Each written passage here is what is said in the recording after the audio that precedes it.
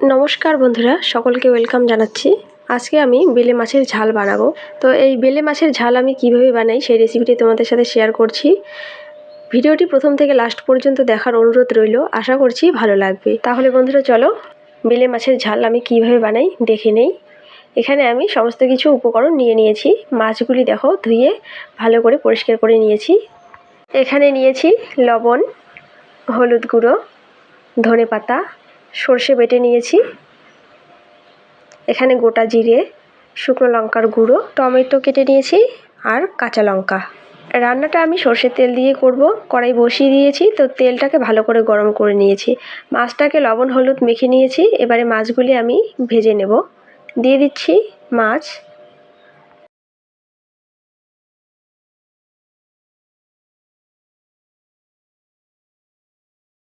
এরকম লাল করে ভেজে নিতে হবে। এবার ওই ভাজা মাছের তেলে আমি দিয়ে দিচ্ছি ফোড়ন। 1 চামচের মতো দিয়ে দিচ্ছি গোটা জিরে।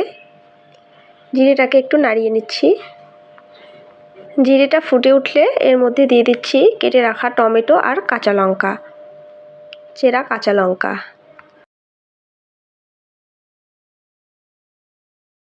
টমেটোটা একটু নরম হয়ে আসলে দিয়ে দেব বাটা মশলা।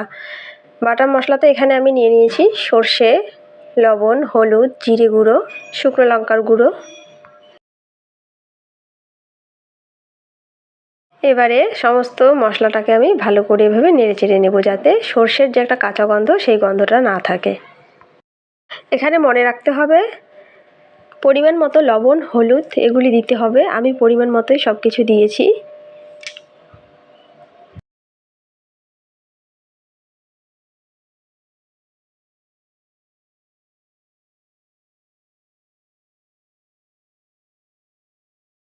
যেহেতু বেলে মাছের ঝাল রান্না করছি, এর জন্য আমি কাঁচা লঙ্কা 3টে দিয়েছি আর শুকনো লঙ্কার গুঁড়ো দিয়েছি। গরম ভাতের সাথে কিন্তু খেতে ভালো লাগবে। আর ঝালটা তোমরা যে যেরকম খাবে সেরকমই দেবে। এবারে একটু জল দিয়ে দিচ্ছি। ভালো করে এটাকে ফুটিয়ে নিতে হবে।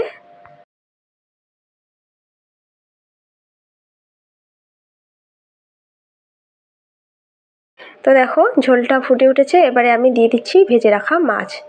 মাছগুলি দিয়ে এভাবে নাড়াচাড়া করতে হবে। মাছগুলি দেওয়ার পর আরও 2 থেকে 3 মিনিট এভাবে নাড়াচাড়া করে নেব, যাতে মাছের মধ্যে তেল, ঝাল, লবণ সব কিছু ঢুকে যায়। এরপর উপর থেকে দিয়ে দিচ্ছি ধনেপাতা কুচি। এবারে একটু নেড়ে চেড়ে নিয়ে নামিয়ে নেব।